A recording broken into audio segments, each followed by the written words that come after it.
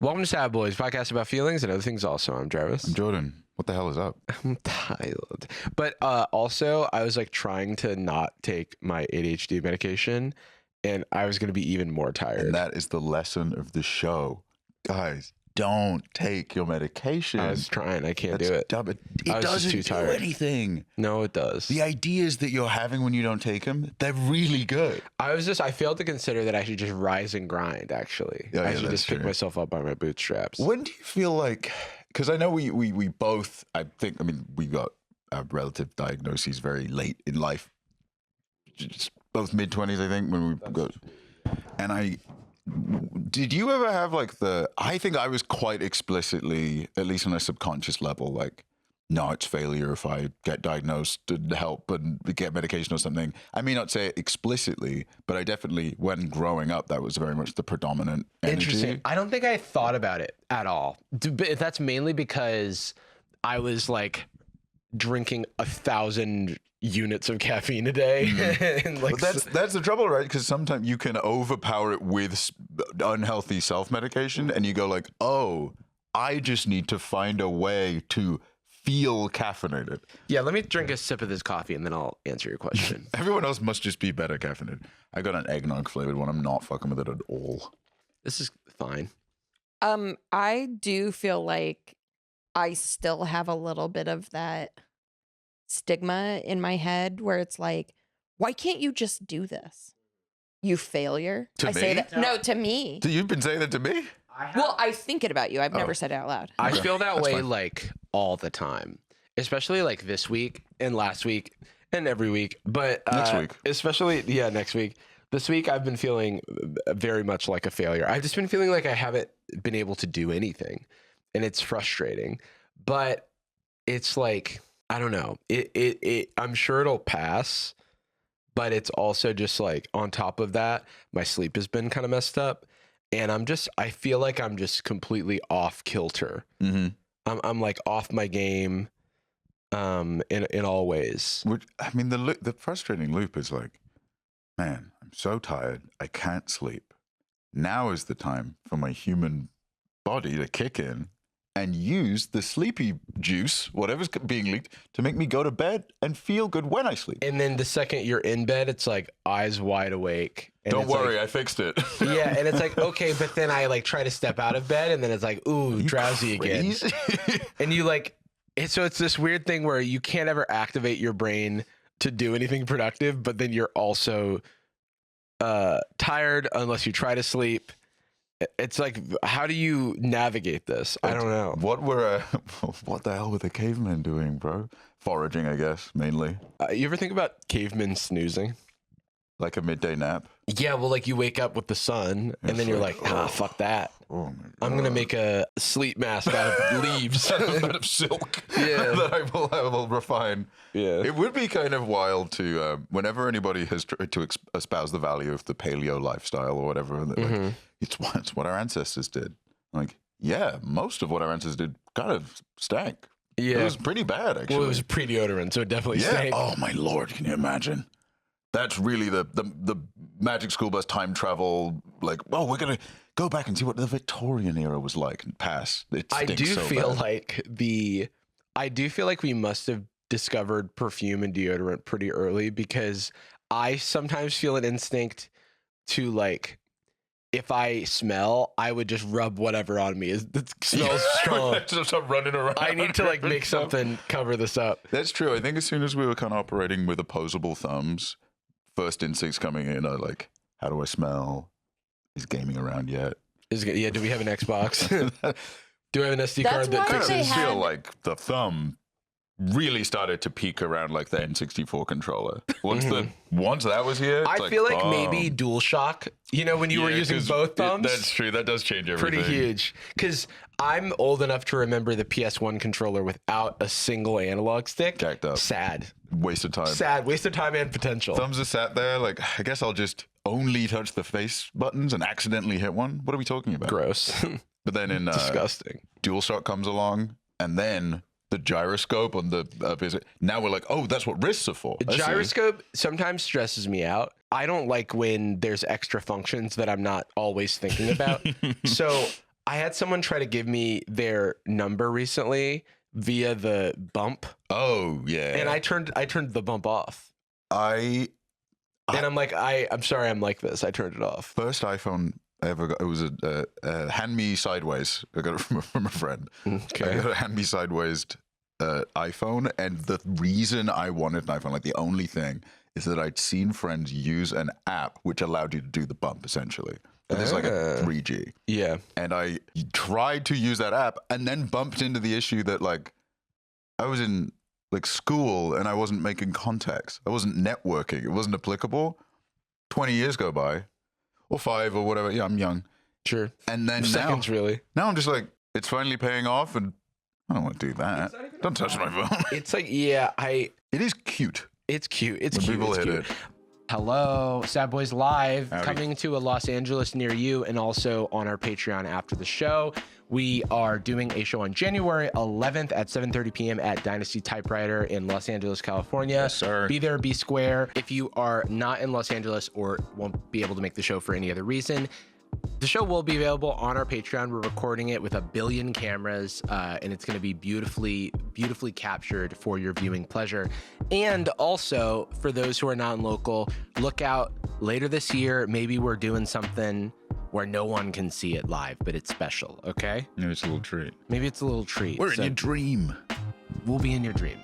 sadboyspod.com/live. But yeah, so how did we get there though? The bump, the technology, the SD card People that fixes stank. bad smells. The People stank. why can't the human brain fix this sleeping? Yeah, what the fuck? I think our cave ancestors had very different sleep patterns than us.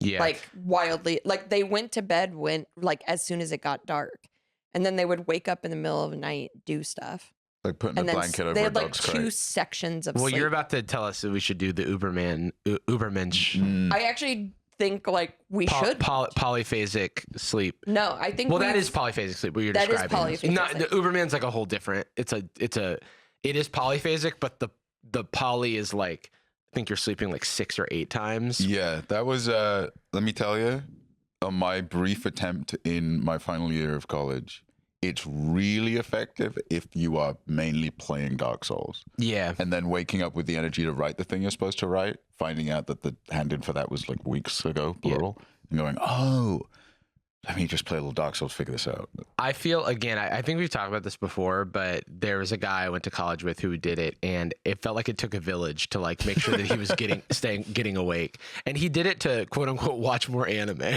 Well, that's the thing is, like, I don't begrudge anyone for really trying any of these, any kind of trend, because I mean, kind of like we're saying, I felt like I was being proactively disincentivized from looking into mental health stuff. You feel like it was just kind of passively going past you.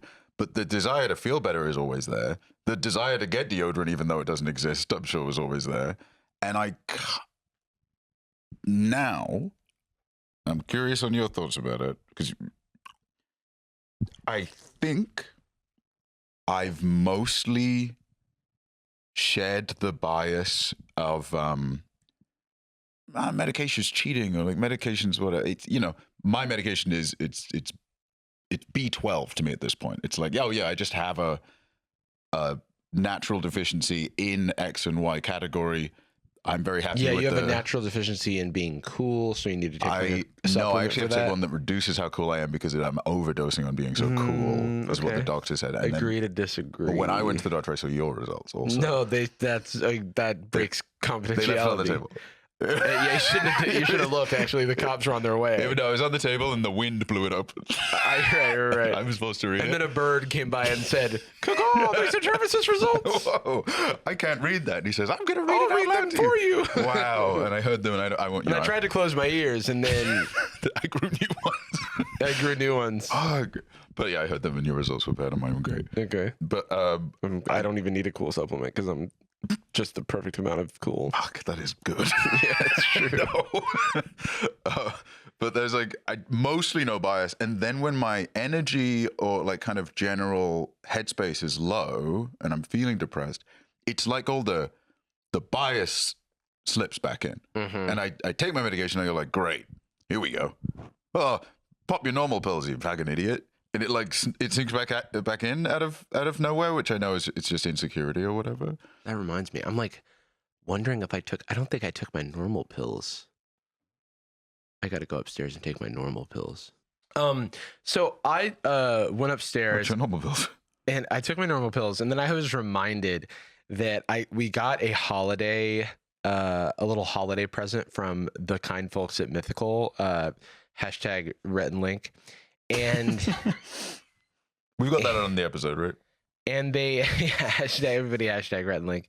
They sent, and I think this is just because like, they're hip and cool and avant-garde, I guess, the strangest collection of treats I've ever seen in my entire life.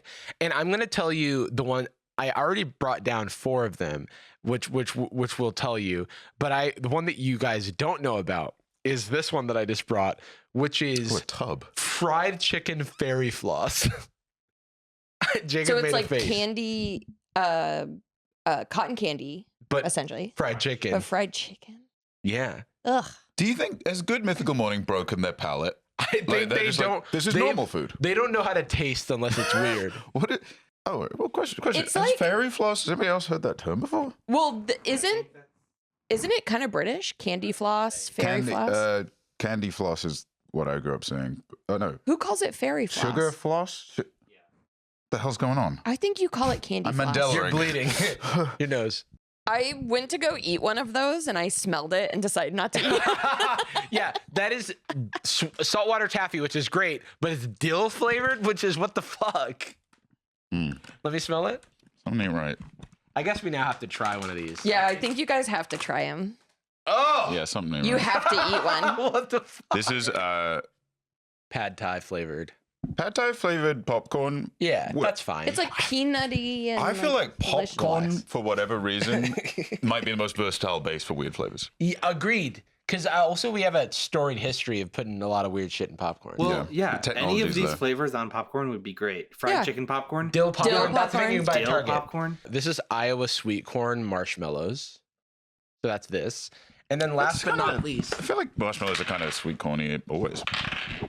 I rolled a 9 and a 5. That's because I'm working my 9 to 5, baby. I got 0. Oh, that's weird. 6, 7. This one is chocolate. Now I was like, oh hell yeah. It's tomato chocolate.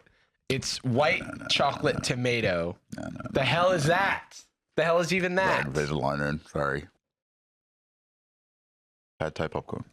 That's good. It's good. It's not bad. You know what? Fuck it. I'll try this dill saltwater nose doing taffy. it. Sick freak. Trigger warning for if I'm about to spit some shit out. You spit it right at the camera. The last time I had saltwater taffy, and I don't know where saltwater taffy is like from, but I had See? The sea. my first experience with it was my Scottish math teacher, Dr. Gottesman, bringing it into class, and I assumed it was from Scotland because I was like, I don't know why you guys have it. This wild Scottish candy we ate today in class. Yeah, and it's always in wax paper because it's. I don't know where it's from either, but it is smells like usually. pickles. I Like this. associate it with like the seaside. Eyebrows furrowed, but not. He seems to like it. Eyes wide. Oh, eyebrows up. He's He's excited. going- he's going Oh, he's ill. And it's been ejected. I don't want to finish it because it's like such a commitment. I don't know. Saltwater taffy, it's like so chewy. It takes a while. But what I will say is that it is far more saltwater taffy than it is dill. The smell is strong, but the flavor is more strongly sweet taffy style. Maybe I'll have some later. Yeah, we can try it later. Most food historians believe saltwater taffy was invented in the early 1880s. The story begins with a gentleman named John Ross Edmiston, the owner of a small boardwalk postcard shop in Atlantic City. So yeah, it was invented in New Jersey. Okay. So yeah, on the Scotland. boardwalk. That makes sense why if you Very ever good. go to a boardwalk, there's usually a taffy store.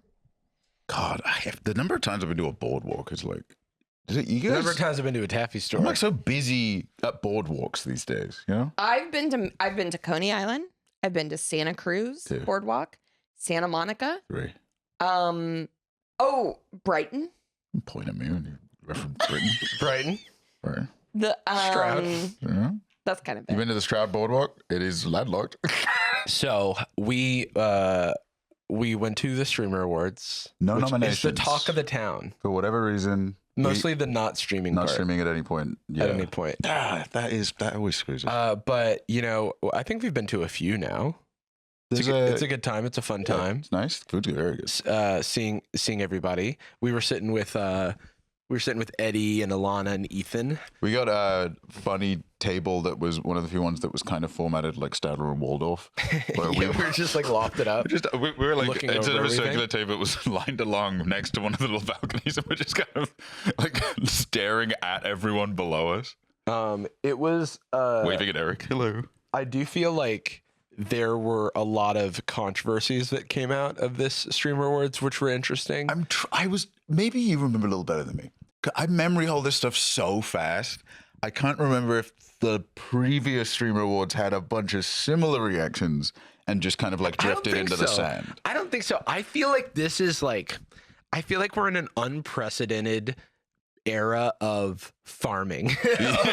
of like none of this stuff felt that serious, but then like every day I go on Twitter and there's somebody else trying to kind of farm some sort of drama that may have happened for additional content. It's like the value of oil in Mad Max. Everything's like changed. It's interesting just because like the earlier Streamer Awards was pre the IRL era.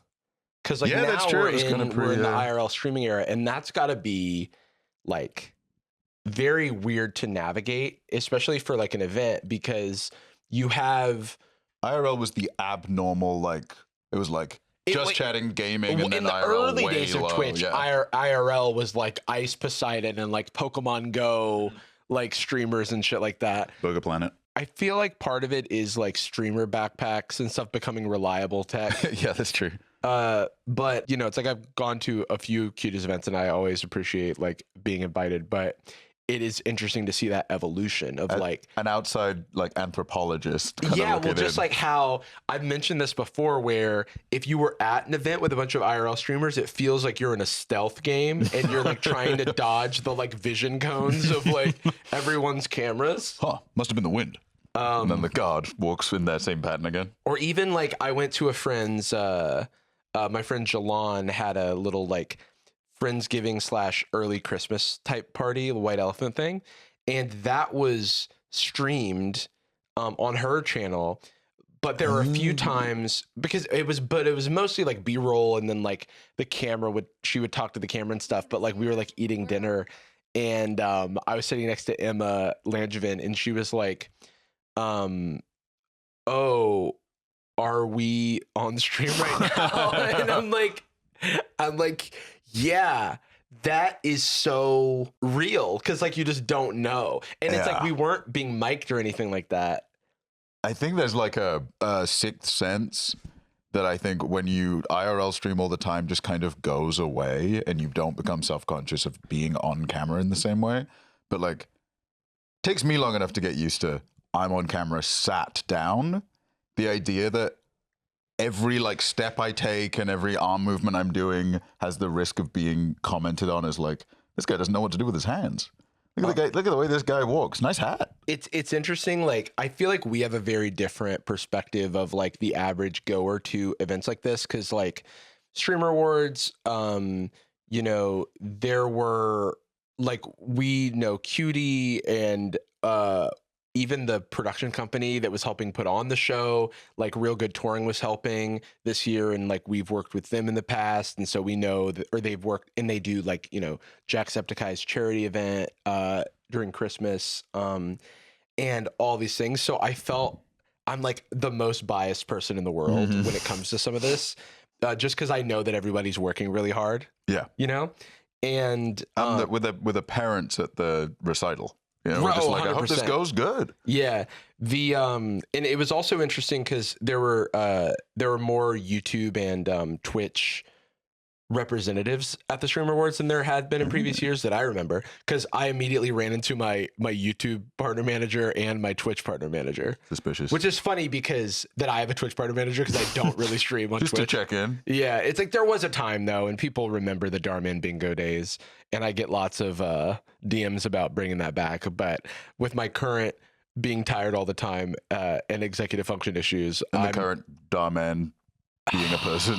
I do have a idea for how to bring back bingo, but we'll see. I am starting to get these and we'll get back on topic in a second. I am getting these your VOD is, or your video is removed from YouTube, or it's unviewable on YouTube from the Jarvis Johnson live channel, and it'll be a VOD from 2022. It took them a while to figure it out. Yeah. Because I watch like fact or fiction. And they've always, people don't know this. YouTube obviously is manually reviewing Every single everything. one. It takes them 3 years. They're really Yeah. putting the hours in. This episode of Sad Boys is sponsored by Aura Frames. Aura frames are the best way to be the ultimate gift giver this year. They're personal, easy, and unforgettable. It's the perfect gift for those who already have everything or are notoriously tricky to shop for. Aura frames allow you to store unlimited photos and videos for free with no memory card required. And when gifting an Aura frame, you can preload photos and videos on there. So when you gift it to your special someone, they've got all of the media that you've already preloaded on it right out of the box. And once it's set up, you can share photos or videos from any device, and it will instantaneously appear on the frame, no matter where it is in the world. Aura frames have meticulously calibrated high-resolution displays, so they look less like a screen and more like a picture frame. I mean, look at how high definition this is. It truly looks incredible in person. I don't know which one is real, this set of Jarvises or this set of Jarvises. It also automatically adjusts the light level in the room, so when you're turning out the lights for the night, your Aura frame will dim, so it's not too bright and keeping you up, and it also saves energy. Not only all of that, but you can even swipe on this handy-dandy little touch bar at the top right to change the photos. You can tap it to see the details of said photo, and you can tap it again to like, love. Don't wait! Win the holidays now with Aura frames, and for a limited time, you can get $35 off their best-selling, awarded #1 by Wirecutter Carver mat frames by heading on over to auraframes.com and using promo code SADBOYS at checkout. That's AURA frames.com, promo code SADBOYS. That's us. This deal is exclusive to listeners, and frames sell out fast, so order yours in time for the holidays ASAP and support the show by mentioning us at checkout. Terms and conditions apply. Thanks to Aura Frames for sponsoring this episode. Now back to the episode.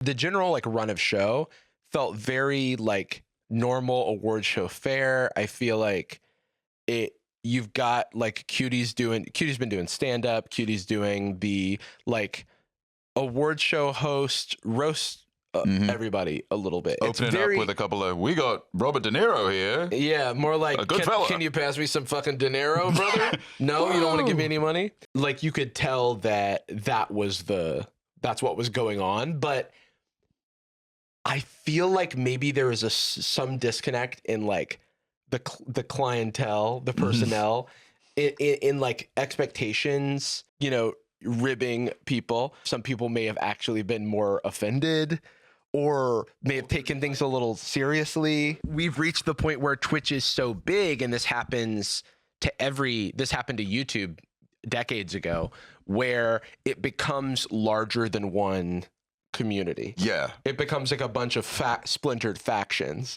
And I know that I am aware of this little pie, this little piece of the pie with Twitch, but then I didn't know about the peanut VTuber guy. I'd seen screenshots of Peanut VTuber guy that I thought maybe was just a meme or something. Because when would I go from having seen it a bit to being aware of what it is?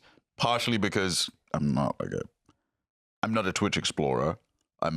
There's basically I mostly just watch my friends. It's going to my friend chat and try and get banned. That's mainly that's what you do. I lurk. I lurk in people's chats, or if I haven't seen Nandre in a while, I'll drop in and like drop some gift subs and be like, "This is the way I navigate friendship." I wonder what Nandre's up to, and he's like hanging upside down from the Eiffel Tower. He's eating while like playing. a milk steak.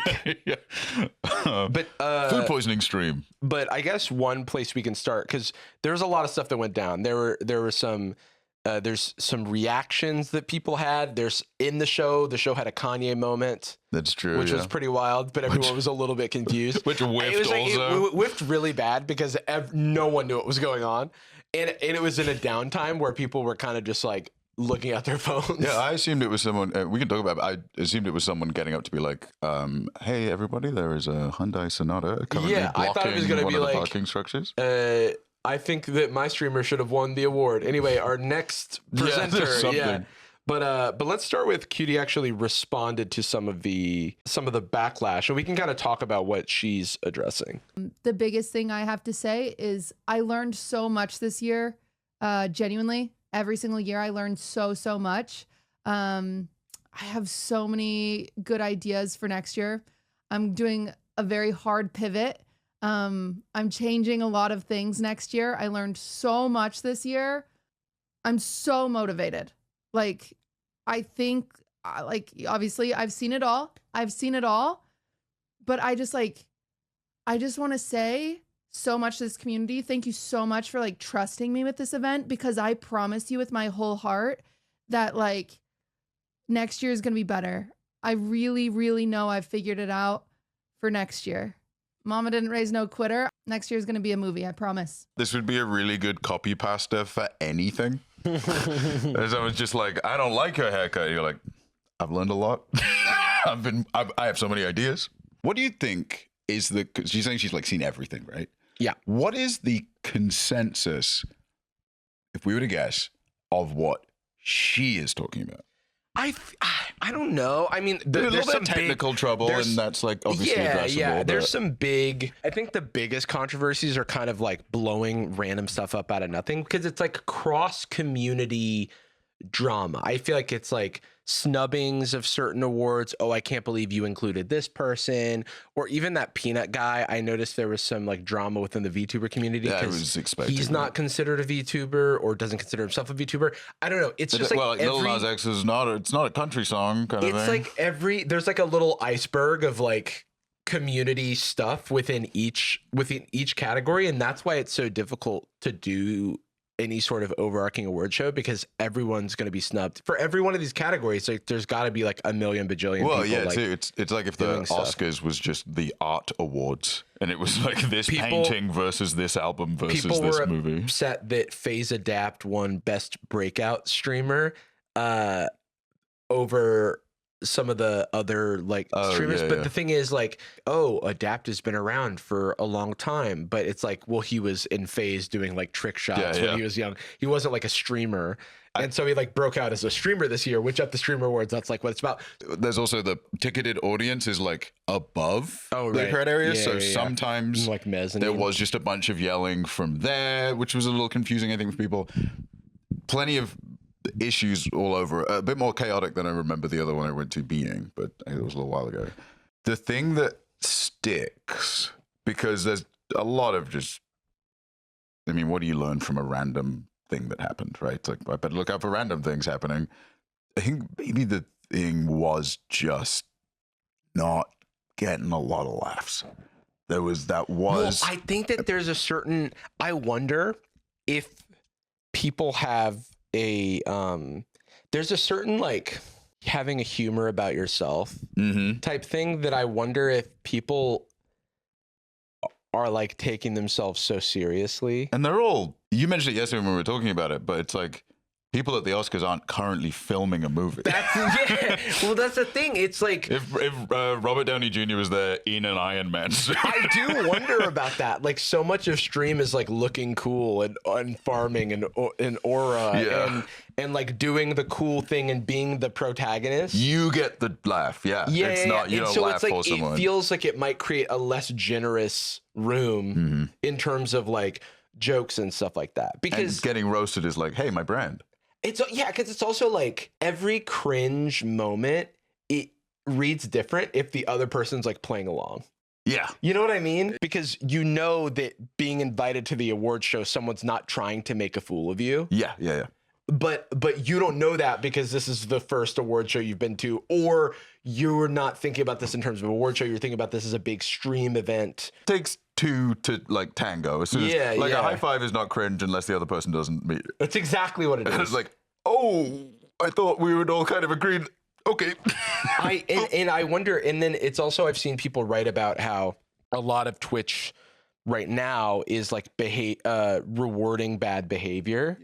And so like the streamer awards are kind of just a lightning rod for a lot of those things in the same place. Yeah. That's, I mean, like, man, streams are fucking weird. It's just a very weird people.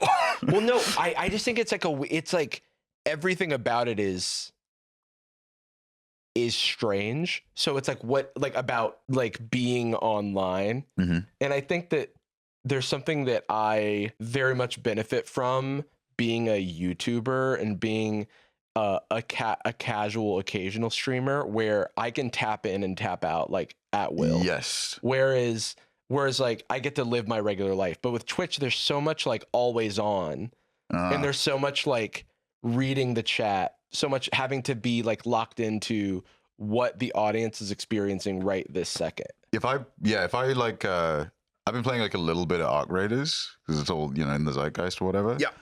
But I'm bad at it. And when I'm solo queuing and I just get killed, I kind of lean back and I'm like, what a wicked game we play. As opposed to getting killed and being like, my elo! Yeah. My fucking gear, no! You like it's like the people in the like League of Legends chat who like start flaming. Yeah.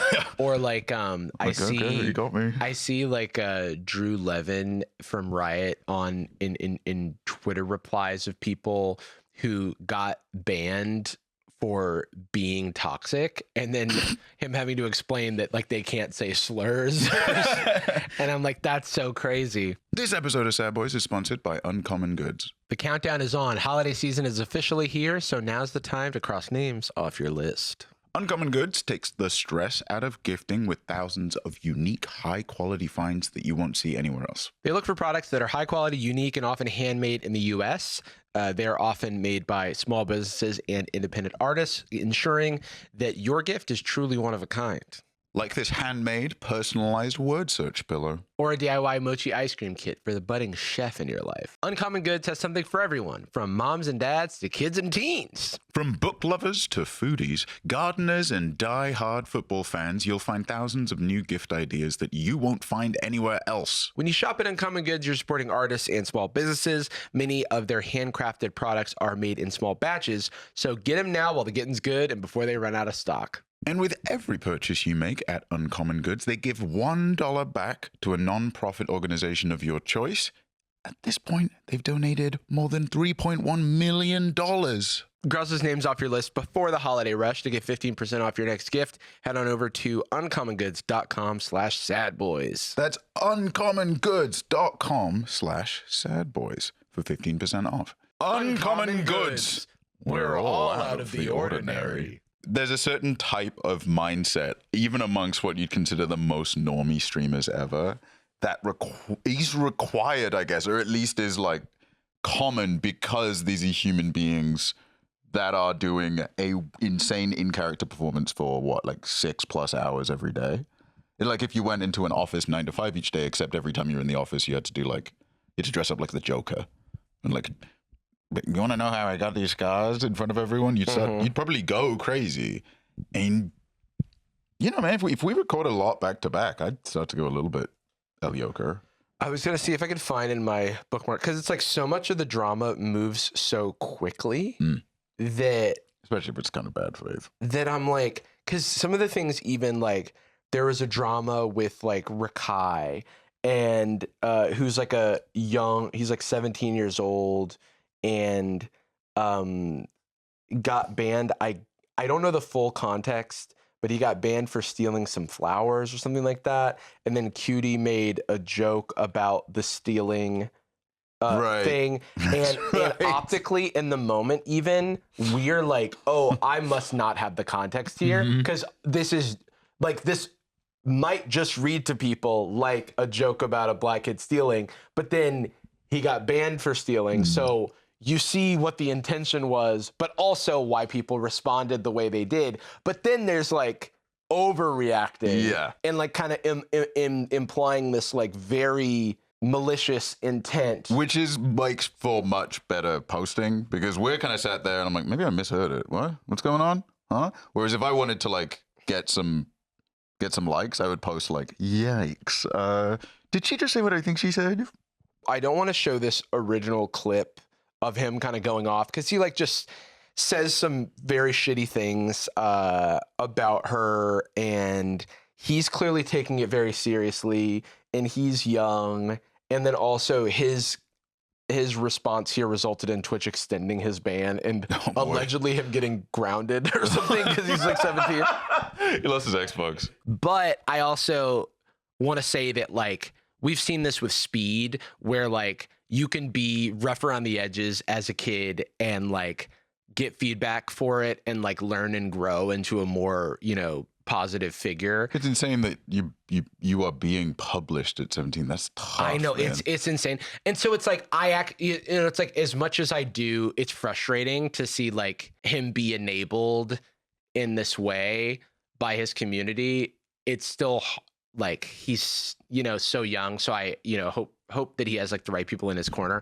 But it's also that can put you in an arrested development position. Exactly. If you don't get if you're only in an echo chamber of the least well-adjusted people ever. That's the concern. But it's also like don't call somebody a bitch. Yeah. Just don't do that. Just like take that out of the options. So you'll get grounded.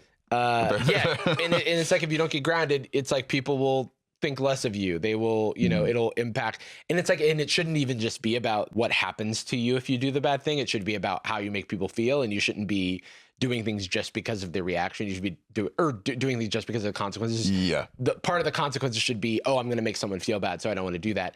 But then also in those like videos, I saw like how seriously he was taking it. And it was he under the impression that she was doing a race joke?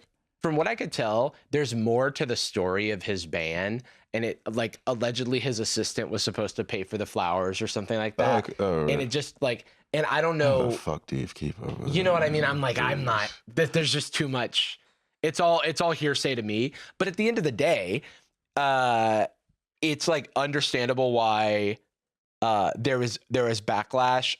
You also understand the intent. And the reaction obviously was a little bit of an overreaction, but like that's the kind of stuff where it's like it's all moving so fast that I don't even want to like kind of over index on this like one little moment. But I mean, that's the. I don't want to be a pessimist, I guess, or limiting. I don't want to limit any ambitions or whatever. But I remember when esports was initially becoming like really prevalent, like popping up when Overwatch League became kind of an institution, and they chucked all that money into that very specific stadium. Money into an incinerator. And that all went, you know, smooth. But I feel like that was the apex of everyone kind of aligning on what the aesthetic of esports was going to be. Like, obviously, it'd been very present prior, but I remember that specific moment happening, and then people talking about Worlds and people talking about League. And I remember everybody kind of coming to the consensus of like, okay, so we're doing jerseys. We're doing that. We're making it like sports, right? Mm-hmm. That's what we're all going for. Mm-hmm. And I remember a bunch of people kind of pushing back and being like, why are we self-conscious about the visuals of like a gaming type thing? Why are we moving away from that? Why is everyone so, we need to make this as legitimate as possible. So we'll give them like sports jerseys and, you know, so and so. I think a lot of that was from kind of gatekeepy crowds of like sports ball. I don't like sports ball. Sorry, are you gonna need the aerodynamics of a jersey when you're sitting in a gamer chair? I hope the teams both have a good time, like that kind of posting. Yeah. But I was reminded of that while we were at the show, because I'm like, it might be possible that this industry can't do suit and tie and eat fancy dinner. I think that particular kind of graphic design, that particular kind of music, the pacing of the event, it's all a little like LARPing as the Academy Awards. Sure. You know, place in the same way that I don't think you could do the Academy Awards with Subway Surfers in half of the frame or in vertical, or some people would really dig it, but like I think the whole of it, I was watching it, I was just like, a lot of the things that are going wrong here, a lot of things they're struggling with are staples of award shows. Yeah. So it's like people aren't sitting in their assigned seats, so we keep getting shots of the wrong people. I'm like, you're right. But you're also trying to wrangle dogs. Like, you're like, why aren't the dogs driving right? Like, they can't do that. They can't sit still. They can't go to the right seat. They don't read. Why would they be able to figure that out? They're just, why are these kindergartners running around? What the hell? They're not listening. I'm like, yeah, man, you have to preempt it. It's interesting. Maybe if it was only like agents and managers of streamers and they are like used to sitting and listening or something. No, it's a weird, like, I don't know how you corral all these people. Fencing. Because I have to imagine that everybody's just got the stream up on their phone and they're looking at chat. Or like we can see chat on the monitors, you know? That, funnily enough, that exact moment when the chat started like streaming at hyperspeed, that was the moment where I went like, oh, ketchup and candy. Oh, this is ice cream with the wrong seasoning. This is a dill pickle taffy. I'm like, oh man, the bright colors and rapid pace of that chat, along with the like slow, elegant strides of the people all dressed up going onto stage and saying like, this thing is an X and a Y, and that's why these people are nominated today. It was like my brain couldn't process both things happening in chorus. Sure. And it was like off key. And I don't want to like I think limit they've done anything. it before. I don't know because I'm not a IRL streamer, but I wonder what it's like when you are so used to monitoring the chat and then you're at an event where you're doing that as well. And so then does that impact your behavior? It's probably like having jet lag where your body's telling you should be doing one thing, but you're like, wait, this doesn't add up. I feel like people are probably getting like phantom limb syndrome where they're like looking up they're to like the trying to look into a camera. Yeah. The VMAs back in the day, I don't know if they still do this because I haven't watched it in a long time. They were kind of marketed as this like looser, like you don't know what could happen. Anything, it's wild here. I do feel like it's more of a VMAs than a Academy Awards just by virtue of that type of like, it's like a little loosier, a little goosier. Yeah. The Kanye thing happened at the VMAs, not the Oscars, because they probably had snipers in the rafters. Blows fucking head off. No, but there was a Kanye moment. But even that, it was like during a break time when everyone's like going to the bathroom and like somewhat disengaged, like eating a snack or whatever. If they had gotten up, if this happened in like 2014, they would have said, I'm gonna let you finish. Yeah. But it was so long ago that my brain didn't even tie the idea of someone getting up and correcting an award. I went like, oh, right. Yeah, I get, that's what's happening. It's funny because that woman was sitting behind us the entire show. Oh, really? Yeah. Were they a stream? I believe they're in the like DDG community. Oh, okay. Who was the award they were correcting or something? Can we find the clip? Yeah, because even now in retrospect, I'm like, what the fuck happened? It was so confusing. Imagine if you were like Taylor Swift. What? Who was it? I just have to say, like, it looks great. It looks fucking sick. No, it looks so good, and it was at like, you know, the historic Wiltern Theater, and so I think that there's like, I feel like we only experienced half of the show because we experienced the in person versus like what it was like for the sweeping cameras and for the chat. Like, there's a lot. Like, just thinking about the production element of that, there's got to be so much. Hello. Real quick, y'all. I know Breakout Streamer of the Year went to Adapt, and congratulations, and we respect you for what you did.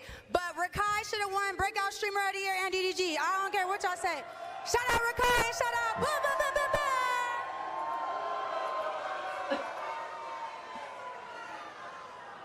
Gotta go.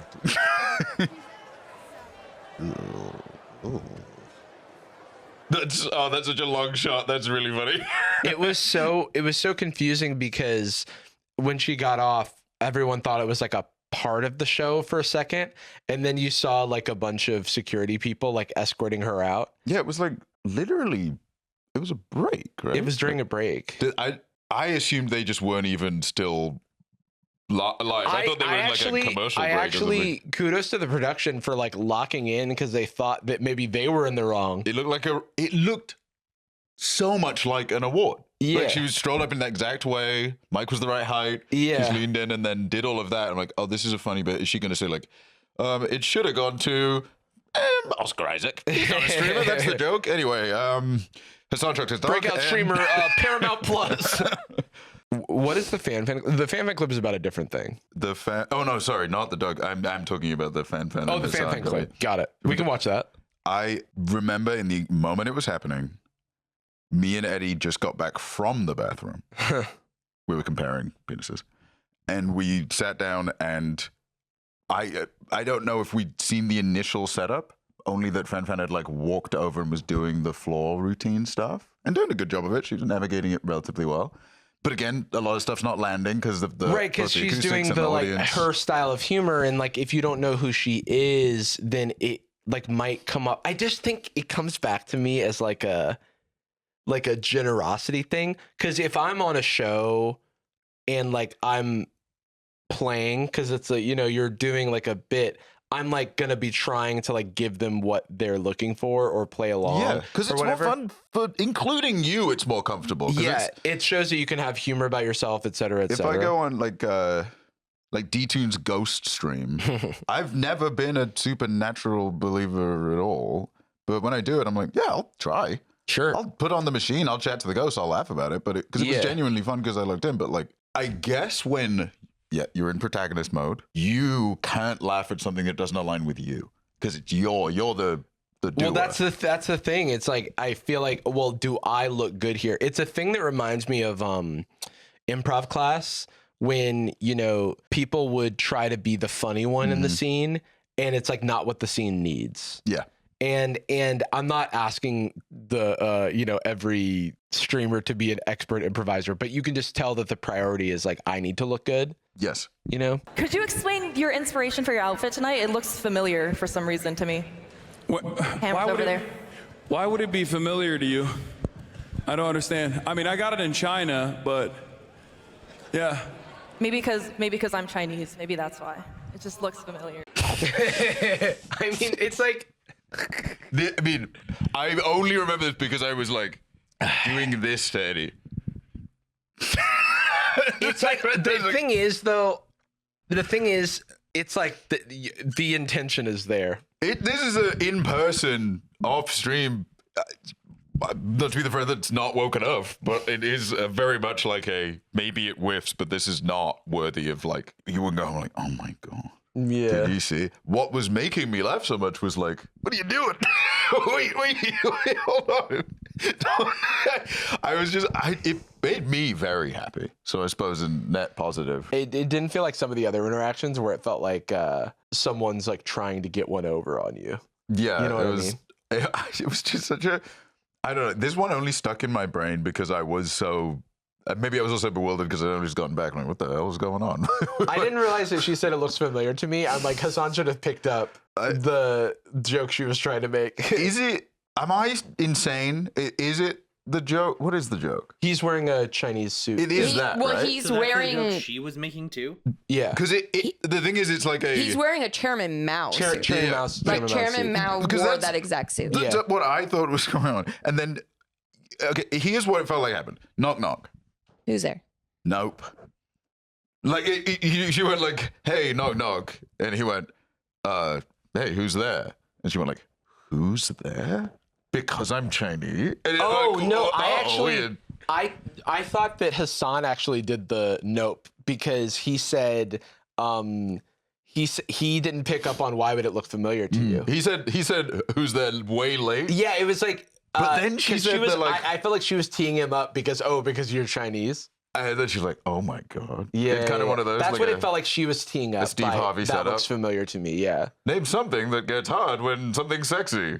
My penis. Oh my God. He said my. Oh my I God. can't believe I you said can't that. believe There was also this moment where she was talking to Kai Cenat and doing crowd work with him. Oh, really? And then I actually don't know who this other guy is that sort of like got the mic from her, but I do want to say though, Fan very impressive stamina. Was like shaking like each interaction off, starting things fresh. This is like I would crack. you cannot pay me to do this. No, I would. It is like so. You are walking into the lion's den. It's like doing crowd work where everyone in the crowd thinks they're funnier and more important than you. It's all reactive dogs. You know Like, what I you mean?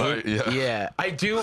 We have to stop referring to streamers as dogs. Sorry, beast animals. I'm like that. We're gonna get in trouble. I don't know, like like a sickening subhuman scum. Is that better? Unlike us, the elevated podcaster. Right, the elevated podcaster. You need like I don't know who was writing these jokes, but I'm like, you need to establish Streamer University. It's being called the least educational. You know what I mean? Like, yeah, something. You need to. a path. You need to build up. It's like Err on the side so of many of these caution. jokes are assuming the setup has already been made. There is a 100% chance that not everyone is going to understand what you are referencing. It cannot be the case. It's not like referencing like Midsummer or something. Like or like the Avengers. You're like, hey, look at this guy. Well, it's that's- Bungo 15. Remember that's what an Bungo 15 did in Overwatch in August of this year? Yeah, I feel like just with the walking the floor thing, like I think Austin Show's done that job before. That's right. Yeah. And that was. and one I of do those, yeah. feel like a lot of the people he was going up to, he might have like had a relationship with, or people like know. And so I feel like FanFan was given like an impossible job where I don't think she wrote all of these jokes. A lot of the jokes I kind of assume that you know the setup of the joke or the context or the background, and it's like I just feel bad. I feel bad for her because like I don't think it's anyone's fault. I think the thing is that you have to assume that everyone has the best intentions.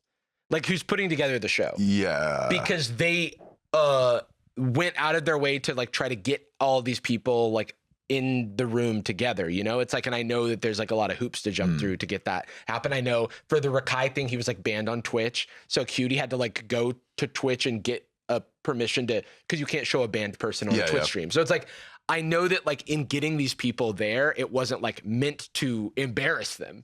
I think that that's a very cynical way to like look at it. Maybe this is just like a broad sweeping statement, but I just feel like people are so like self-serious. Yeah. Well, like, and they're on.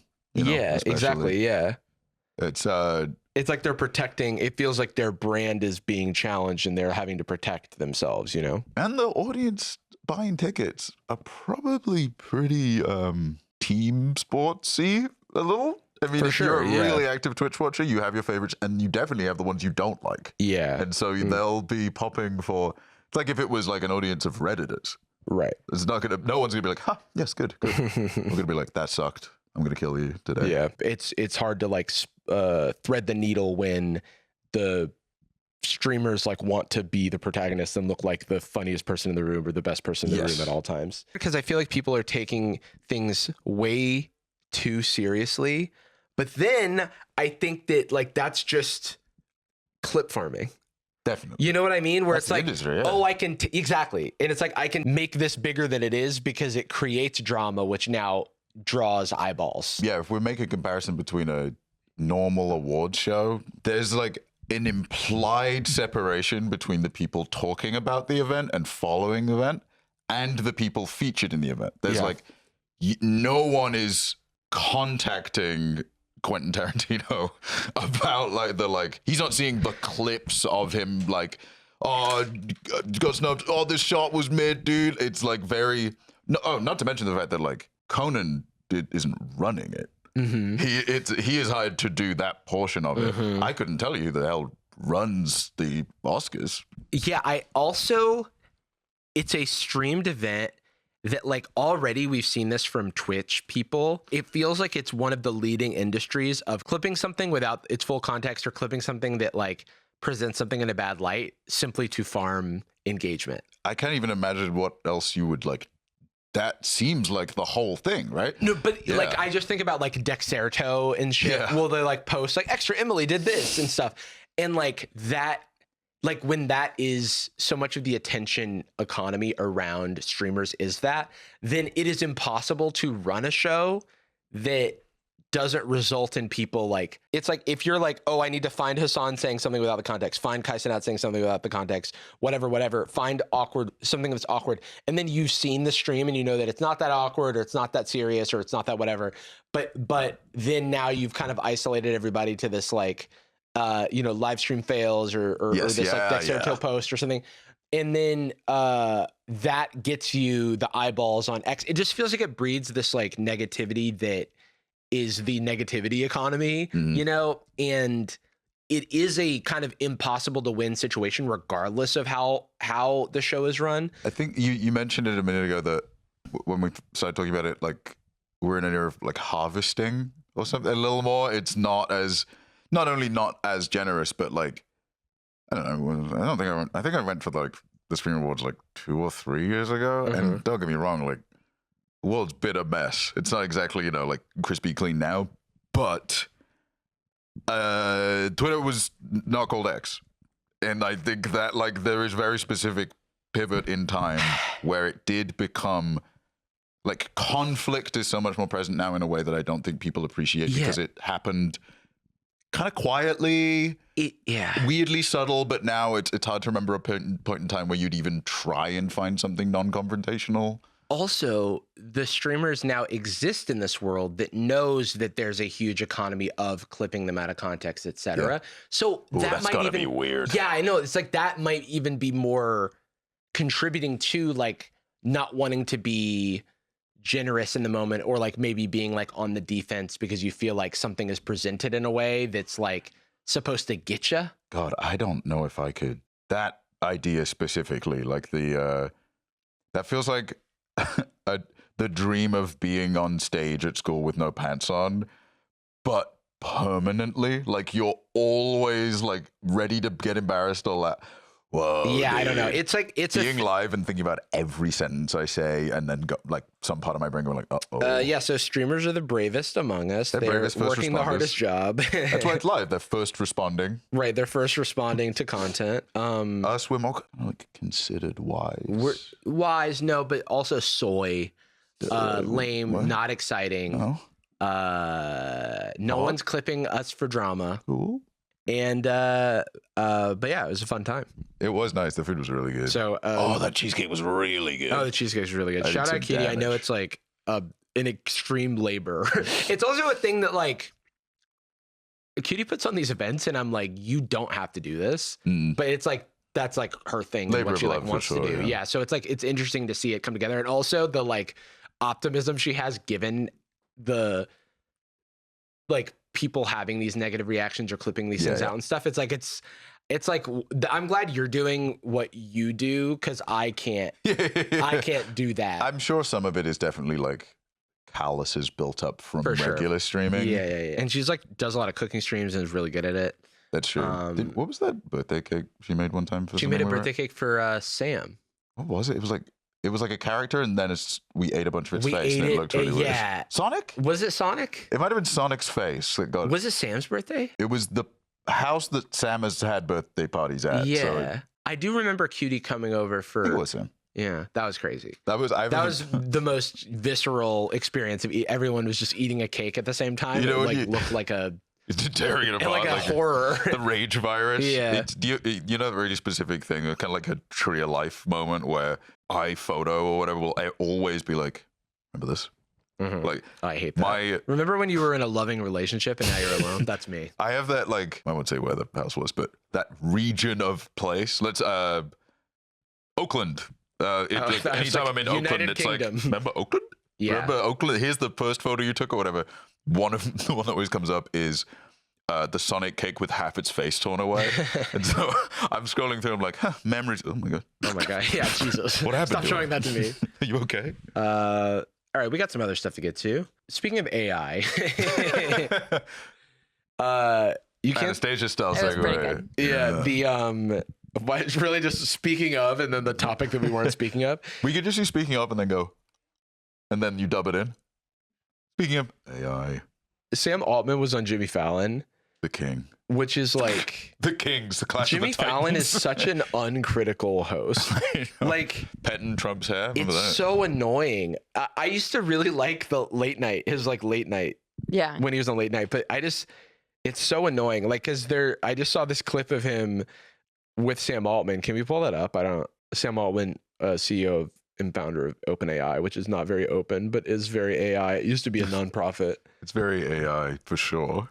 I am just so incredibly happy. Is he into trucks? Yeah, he loves trucks. talking We about have to like kid. spend a lot of time watching the garbage Boys truck love and playing trucks. around. He does love trucks. He loves garbage trucks too? Cars, Why? anything. They We just- watched the like F1 season finale this week, and it was the first time he got to watch TV. And he was just like, Oh, really? really, yeah. It He's was pretty thrilled. cool. And do you use ChatGPT when raising your baby? I feel it's appropriate to. I think anything we say about Fallon ever is punching up because of the success that he has found. But there is something so strange to me about the way that he conducts himself. It never matches the thing they say, ever. It's always like, yeah, I'm excited about my new movie. Yeah. Yeah. Why? And do you use ChatGPT when raising your baby? I do. I mean, I feel kind of bad about it because we have this like Oh, so genius close. level at everything, intelligence, sitting there like waiting to unravel the mysteries of humanity. And I'm like, why does my kid stop dropping his pizza on the floor and laughing? Like, Yeah. you know? And so do- I feel like I'm That should have landed. not asking a good enough question, but it is.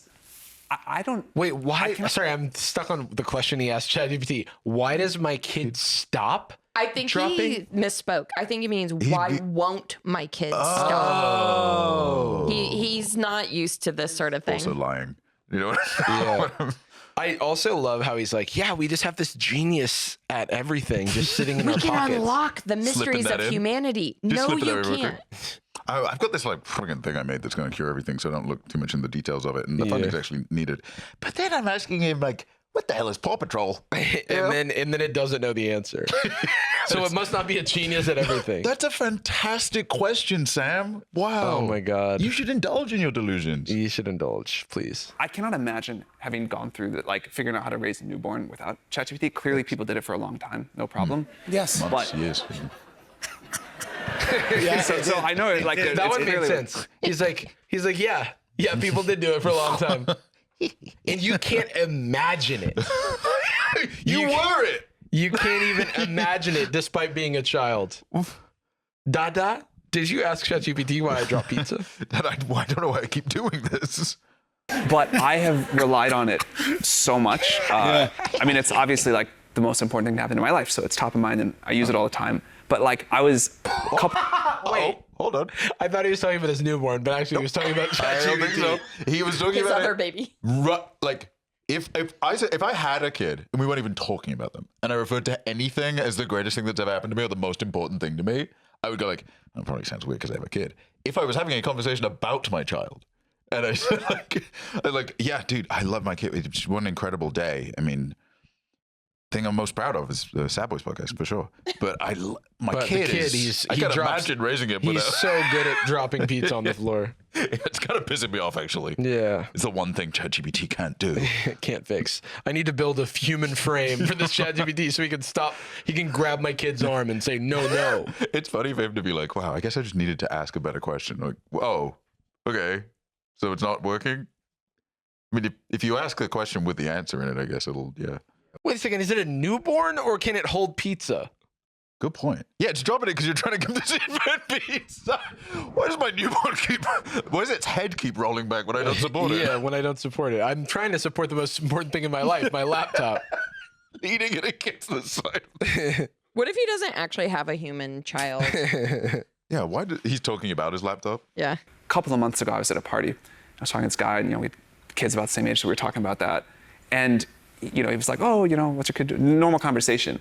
And he's like, "Yeah, these 6 months old, once they start crawling, it's everywhere. They go everywhere." And I was like, "My 6-month-old It's can't everywhere. crawl yet." And he was like, "You sure? Like, maybe." He's like, "You sure about that? You think he's okay?" And I was like, Mine can't. I was like, well, I think he's like about to start. I'm sure he's doing fine. And by the way, I bet my kid can do a lot of things yours can't. So it's all right. Relax. All right, bro. It's very generous to give him a laugh. That was good. That saved him. By the 'Cause I don't way, think he was my kidding. kid can do a lot of things yours can't. He also just referred to his child as it for like a second ago.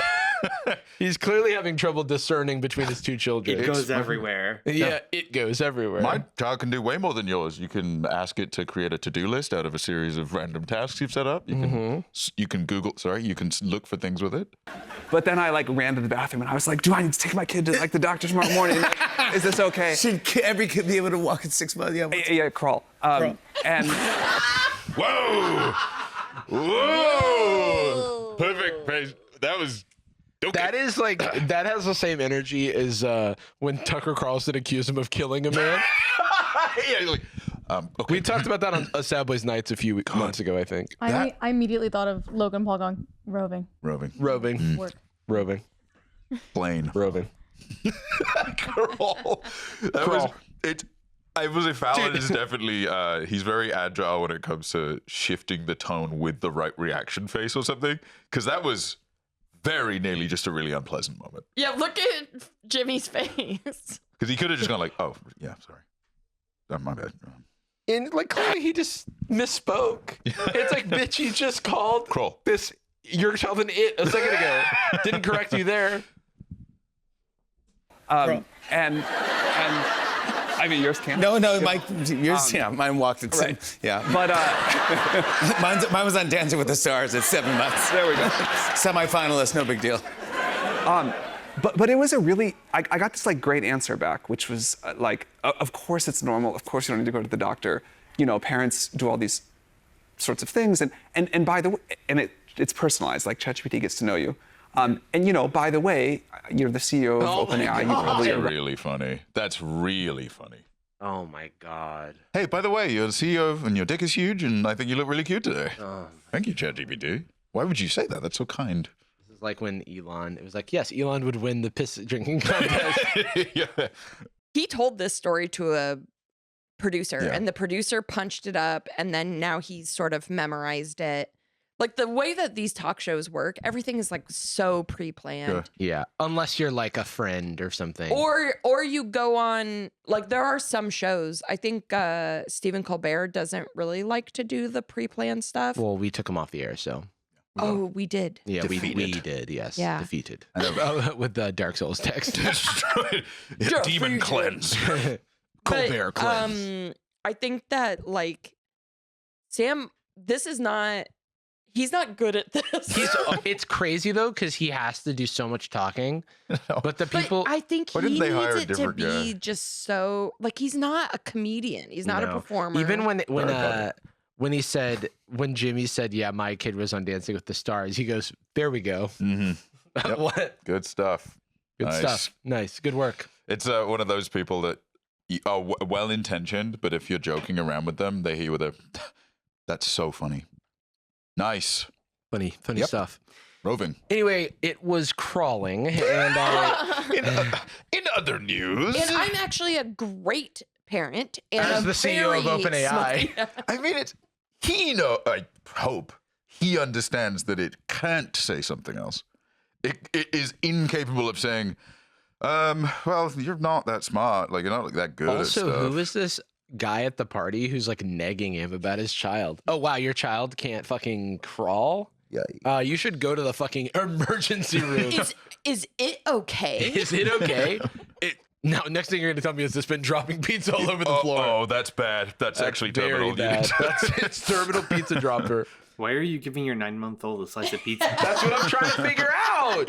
And it's 9 months gestating. It's not even born yet. True. Why does it keep That's why dropping? it drops pizza. You just put it on the tummy. Slides right Damn off. it. ChatGPT gets to know you.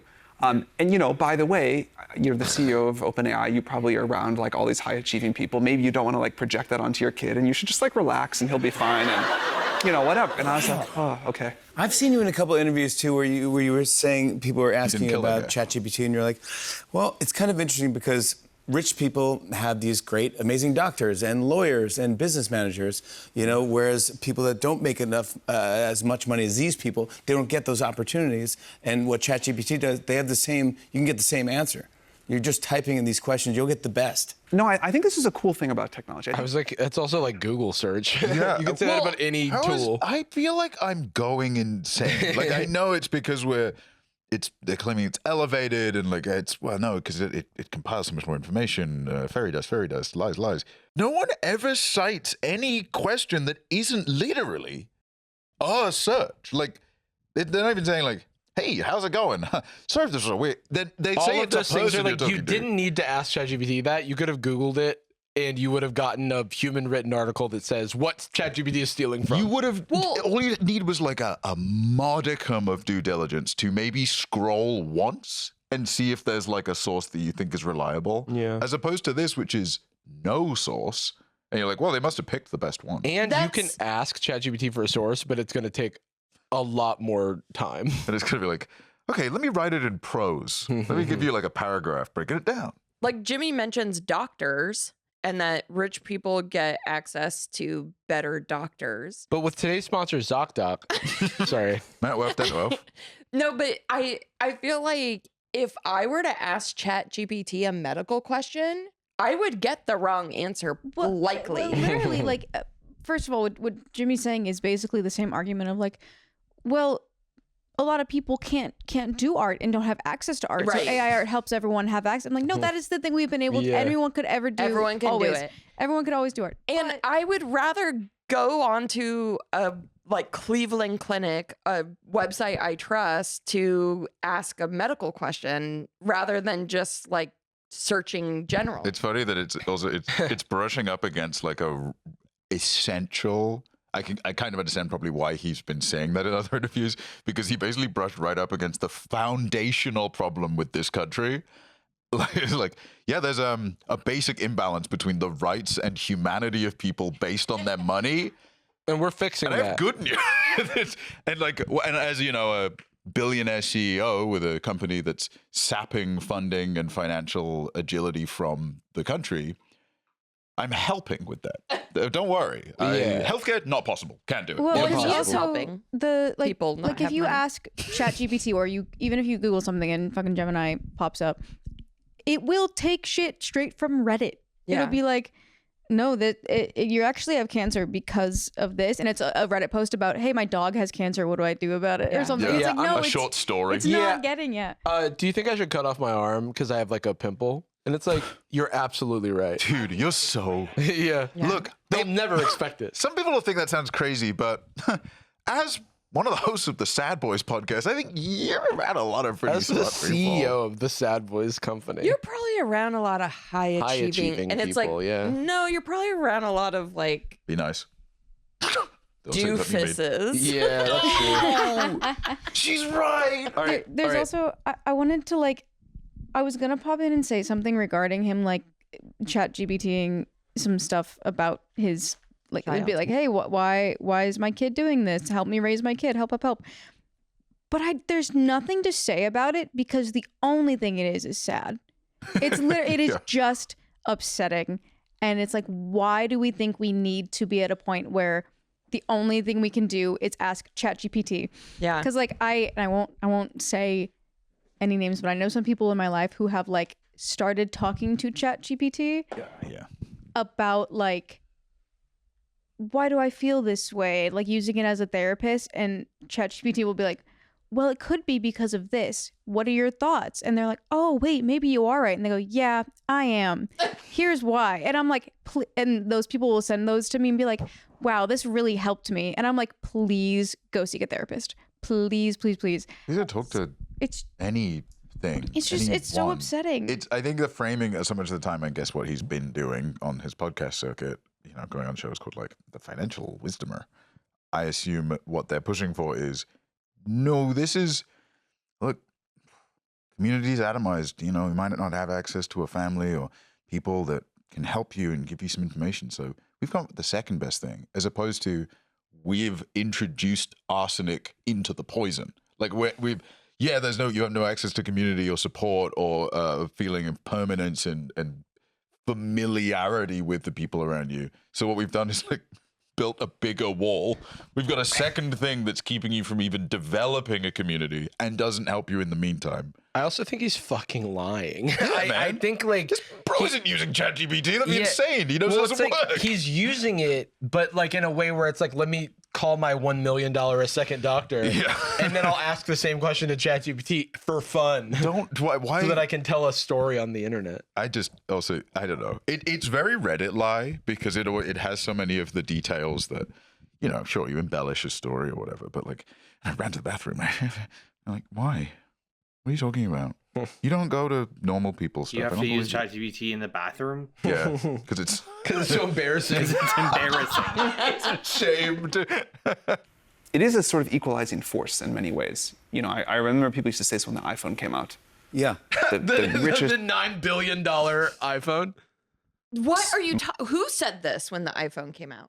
The people, it was the middle class and billionaires were like, whoa, we have the same phone. Dude, we're all the same now. That's so crazy. And then everybody else was like, sorry, the iPhone is $9,000. Yeah, Why don't I you buy remember an being iPhone? like, I can never afford an iPhone, which is not true. I have one now, but like, Look at that. when I equalizing. Equalizing force. That's the first one. It's But huge. when I- Hey, look, you and me, two completely different people from different walks of life, same iPhone that we share. We high-fived. So loud. Audio listeners, we high-fived. high-fived. And it was really good. And Anastasia thanked me afterwards. Thank Gave you you for the key to the touching my city. hand briefly. Like an equalizing force, like the Tesla or going to space. An equalizing force, like being the CEO of OpenAI. Yeah, but I invented Also- that. There are people who struggle to pay for the internet because it's so expensive, and companies have monopolies on your neighborhood. So you have to go with certain companies, right? Mm-hmm. I just want to point that out. Yeah. If only my family could have afforded DJ Mustard when I was a kid to produce an album with me, then I would have kept singing. But Yeah. unfortunately, we just didn't have the money to Mustard on the beat, yo. become music. That's why you sooner. Oh. Well, we don't have time to dive into that. Jacob just thumbs up the video. Aw.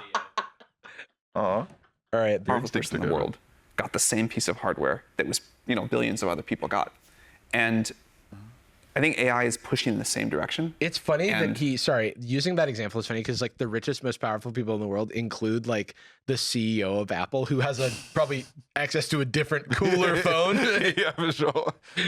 It's rocket powered. It'll take some work to ensure it goes in this way, but it should be like a good force for society. So what It should be. It will take some work.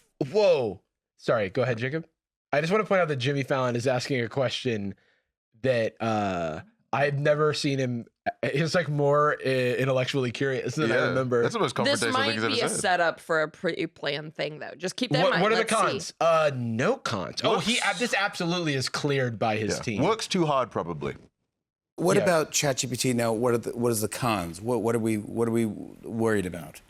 What are the things that people don't like about it? Straw man some stuff? A long list of things, but one of the Name things one. that I'm worried about is just the rate of change that's happening in the world right now. Yeah. Too powerful. This is a 3-year-old technology. No other technology has ever been adopted by the world this fast. That's not true. It is a thought it truly was general equalizing purpose force. thing. The same thing that can figure out how to go This is cure like a bunch of humble diseases. bragging. I'm like, He's like, the problem is it's too good and powerful. It works too hard. It's too sexy. I'm like, is that true? Because It's how many people love it. users of ChatGPT are there? And I feel like there's at least like MySpace or Facebook probably have like a fast adoption like rate. Google search when Search. that first came. It's on like this. in its first 3 years, Google search wasn't like the industry leader or whatever because it was still competing with like Yahoo and stuff. But I feel like Facebook 2004 to 2007 did get pretty big. But maybe ChatGPT has a lot of. I mean, everyone I know uses ChatGPT Also, every day. I doubt he has the actual like data on that. He just says Vibes. like we're one of Wow. the fastest. Apparently, it has 800 million weekly active users, which is a lot. I believe that because I saw someone walking around talking to fucking ChatGPT. Not even in a bathroom. Not They're even in getting a too bathroom. confident. It was how to use the bathroom. Why do I keep dropping my pizza and pooping? I wouldn't even want a question set up that way. It's such a cliche to be like, well, what's your biggest weakness? Dick too big. What is like, Is that what you would say in interviews? yeah, work too hard, dick too big. But like, why even introduce that comparison or that topic? Just say like, maybe just what's something you want to make better or something. Yeah. Instead, you went like, what are the issues? fucking loads. Anyway, here's I got What are another the one. He said, "What are the cons?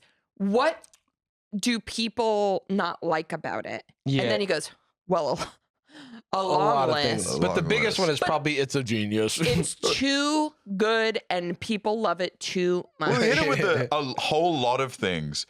But one thing I'm concerned about, I'm like, well, is it from the list? Yeah. Oh, that's just something. One thing I'm concerned about is how good it is at coloring books. Oh, wait. About his kid again? Yeah. Sorry. No, cons about your Holding kid. pizza. I'm very concerned about my big kid. con. It's annoying me. Wait, yeah, we can play. A bunch of diseases. In a bunch of negative ways. Yeah. The rate at which jobs will change over may be pretty fast. I have no doubt that we'll figure out all new jobs to do and sort of, I hope, much better jobs. Got my vote. 2028. Sam Altman. I'm going to figure out a bunch of jobs, probably. We'll probably figure out some new jobs. Chat GPT typer in her. Mr. President, I'm concerned about the rate of employment dropping so much over the course of it. New jobs. We'll figure it out. We're going to make up some new jobs. Yeah. King of school. Once they have to pay them. We're going to figure out new money. Person on treadmill who powers data center. It's crazy. It's crazy that ChatGPT isn't profitable given how many users they have and how many paying subscribers they have. That should be concerning, but it isn't. That's Jarvis. You don't get it. Okay. It's a computer thing. They're reinvesting. I see. They're changing the world. They're also raising unfathomable amounts of money. They're losing a lot of money having to buy bags to carry the money, which is because technically a bag costs more than $1. So when you think about it. And you have to have a bag for each $1. Or you'll lose it. Don't you? Protective sleeve, like for cards for your dollars. Perfect fit. A Dragon Shield dollars. That's why they lose all their money. You know how in like dystopian future movies and books, often people like live underground and they're doing physical labor in order to generate enough energy For to the overground, for the top side, That's for what I feel Elysium. like those are the future jobs he's talking about. Yeah, they live in a mole place called people. like How we will employ they live in the like mole people. Neo Hades is the there's their section. Yeah, the thing is they can move underground and become mole people. So just as you would kind of shimmy it like a cockroach away because you don't want it near you. Yeah, when you turn the lights on, the They'll cockroaches scurry away. And maybe we turn them into biofuel when they reach their oldest age of 15. Yeah, right. We'll turn them into a new kind of computer. I was in the bathroom the other day using ChatGPT, and I asked it, should I feel bad about ushering millions of people underground to become mole people that feed our data centers? Hey, Sam. And ChatGPT said, what a great question. But as the CEO of OpenAI, you ain't got shit to worry about. Nah, fam. Making sure that we introduce this to the world in a responsible way where people have time to adapt, to give input, and to figure out how to do this. Yeah. You could imagine that, us getting that wrong. Yeah, and are people on it? Yeah, like, again, this is gone. No. I completely forgot to hire people to do Wait, it was. I feel like it was crazy for him to end that with. You can imagine us getting that wrong. Yeah. I would like to not imagine that. Could you tell us why we shouldn't? Like, And what does it mean, we? His He's son. not doing shit. His like, son he's and his saying- computer. Jimmy's. This is actually another great follow-up question by Jimmy. Sure. Are we? Is he like a This is hard-hitting reporter now? this is He's got this you, is yeah. what radicalizes Jimmy Fallon. Yeah. Is talking to too many billionaires and going, these guys kind of suck. These guys are annoying. Because he's like, do you have people? You're saying we. And so people are on. He's like, it's almost like he's teeing him up to not scare everyone. Yeah. It's like, you could imagine if we do it wrong, we are ushered into a dark period of tech dystopia. And we're working on that not happening, right? Oh, yeah, for sure. Yeah, no, definitely. Yeah. We will be soon. When we're about to be on it, Q1 is looking a little busy for us. We got a couple of bye weeks back to back, so Yeah, we got a company offsite. We're all going to the mines. Yeah, we're scouting locations. We're for scouting our next locations. Gulag. Yeah, for where we could. Oh, we're looking at mole cages. Gulag check. This first line already a lie. Like, again, Well, this has gone really well so far. No. It's actually bad right now. He's gesturing to people and being like, "You feel good, right? Like all of us feel really good." And I'm sure as the intelligence keeps ramping, there will be a lot more to come. And when do you think like it's all going to be like perfected? He's so drunk. I hope never. He's so incredible. You know, I hope just we have a Wait. Can we back up and look at like how long it takes for him to relax from this position? Because that's like throwing me. Okay, just watch Jimmy's position. I hope never. You know, I hope just we have a he caught one of the moles. Drive to improve and make things better and to want more and to do more and to create more. And I hope that keeps going forever. But if you just look at how far it's come even this year. So you have to tell. Can you pause real quick? You have to tell your investors. It's like my child weighs 10 pounds. At this rate, he will weigh 9 million pounds. Yeah. By 2043. My kid's 9 months old. I mean, so far he's still alive. So I'm guessing it'll just keep going. Assuming a growth rate of infinity forever, we'll be making $billion forever. Actually. Good stuff. Okay. And that's why your investment in OpenAI is going to go a long way. And then the two of them are like, oh, sorry, we don't think. Go ahead, take the money, whatever. Just give us the children's blood to drink. Here, try on these glasses. I can't see anything. Yeah, those are the mole glasses. That works perfectly. Those are the meta moles. They'll be surgically implanted into the temples, and that way that they won't get all fussy. It heightens your other senses. It heightens your other senses. You'll eventually develop like a bat-like echolocation. Yeah. Well, look how far we've come in just these 3 years. Soon the Gulag will feature an entirely evolved subspecies. And it's going to have Wi-Fi. Yeah. The Bluetooth-enabled slaves. Yeah, dude. The Gulag has Wi-Fi in 2029. Dude, antisocial Gulag. This year with these models that could do a little bit of math. By the end of the year, we're doing better math than our best mathematicians at our most difficult competitions. You guys going to the math competition this year? That's. I used to do a math competition called Math Counts when I was in. I remember Math Counts. Yeah. 2 words? Russell competed in those. 2 words. Like It's actually a play on words if you think about it. Count. Math Counts. Everything he's saying is like so much lie. This is an advertisement for ChatGPT. It is, yeah. And he's saying like so many lies. Even with gotcha hard-hitting journalist Jimmy Fallon. Well, I do kind of want to see Jimmy Fallon in like interviewing other figures that he like has no ability to like engage with, like I don't know, like dictators. Talking to Idi Amin. Malala. It's like, so what do you do? And what's the biggest thing you see happening out of ChatGPT in the next 5 years? 5 years is a long time. In 5 years, I think a lot. Next year, I hope we'll start to see these models really make small but important new scientific discoveries. And in 5 years, I hope they're curing diseases. Yeah, I guess me too. If it's going to be around, I also hope it cures diseases. Like OpenAI is like not even the best model at a lot of tasks anymore because there's like other competing things. So I'm curious, like when that's gonna.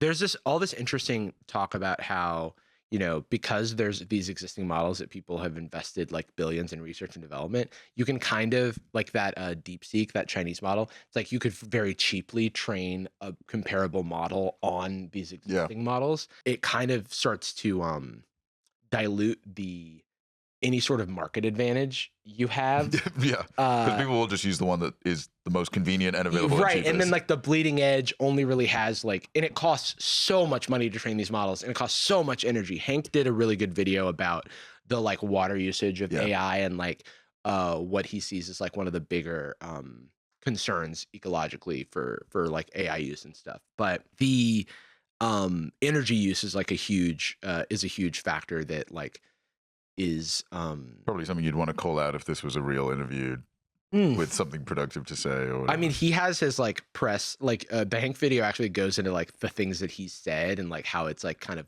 clever lies, but it's also like one of those like technical truth type things where it leverages the fact that most people don't know enough about water use and energy use and stuff like that. If you genuinely, all he really has to do is speak with the kind of authority that makes people genuinely think that this is what ChatGPT is, which is why it's kind of an impossible conversation a lot of the time. Because it's not dissimilar, and I say this with no Redditing energy, but like when an atheist speaks with a devoutly religious person and they say like, well, where's your proof of God? And then the other person says, well, my proof is my faith. You're like, okay, so you are just, it's incompatible currencies. You cannot work. There is no facts and logic that will work here because you're speaking different dialects.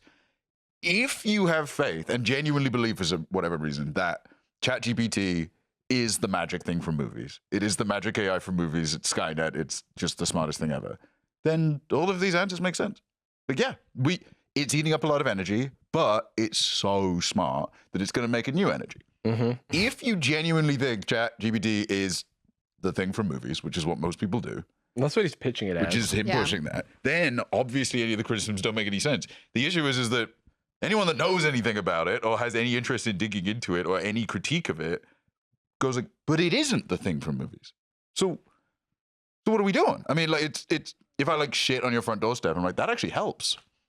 And they were like, no, it doesn't. There's shit on my doorstep. I'm like, no, it does. It does. No, actually. You actually really like that. Yes. I mean, this is such a typical tech thing because of the structure that industry has developed of, like, you know, getting venture capital and that sort of thing. Pitching the idea where of an idea. I'm like handing you a random thing covered in duct tape and and you know, that I kind of slapped together, and I'm going, oh, you know what? This actually can cure cancer, and not right now, but it will. We're developing it. And it'll, you know, help you with your marital problems, and it'll. My marital problem is being unmarried. Get you laid. Whoa! Yeah. Whoa! Yeah. All right. And people are going, great.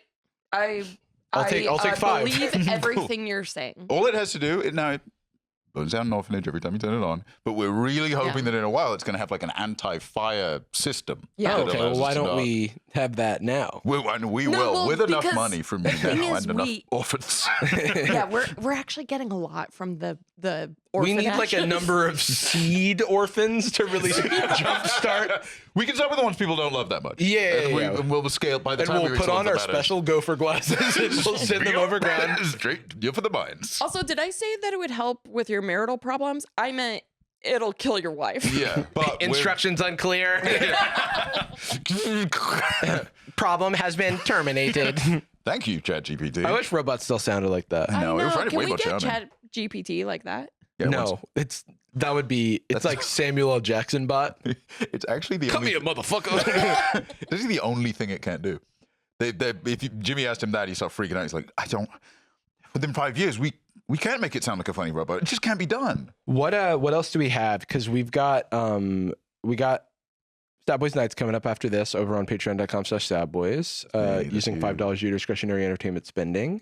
An extra episode? We got we got McDonald's new AI Christmas ad. We got the Netflix Warner Brothers merger. I don't know how much we're going to talk about all this. There's a million things we can talk about over there. That was me dying. Are you reading the voice the whole? I dropped a pizza. Oh, my baby's from Jersey. Hey, I'm crawling here. I'm a little young to crawl, but I'm a little young to crawl, but hey, I discussed it with a generative AI robot, and they said I'm actually fine. Killing, baby. Yeah. No crawling required. They also offered me these very cool glasses. Now I'm crawling underground. I don't even need to see where I'm going. I'm kind of just following the maze. And when I get to the end of the maze, they give me a piece of cheese. There's a big wheel. Oh, Italian, baby. They inject me full of something weird every morning. And sometimes I grow an extra leg. For the computer. We end every episode of Sad Boys with a particular phrase. We love you. And we're sorry. You know what? I feel like we need to start ending the show with a thank you. So thank you, Peeps. Peeps is over there. They didn't say much, but their presence was felt. They got a haircut. Shout out to Jacob on the keys. This is where you do like a piano solo. The screen keeps changing really fast. Shout out to Anastasia over there on the other mic. And that's it. Shout out to myself, I guess. Shout out to the boys. And that's it. And come to the live show. Come to the live show. Come to the live show. If you're in LA, don't travel. Don't do that. It'll be available on our Patreon after the show. And thanks for all the support. We'd like to do a little local show. We're not traveling. This is easy for us, but we like to show up for our locals. For all the real ones, you know. See you on nights or not. No worries. No stress. We'll see you next time. Thanks, everybody. Bye. Bye. Gucci girl, how you doing? How you moving, girl? Moving, girl. How's your day looking? That future girl, yeah, we on now. Take my money, go away, or you want it? Girl, too rich for me.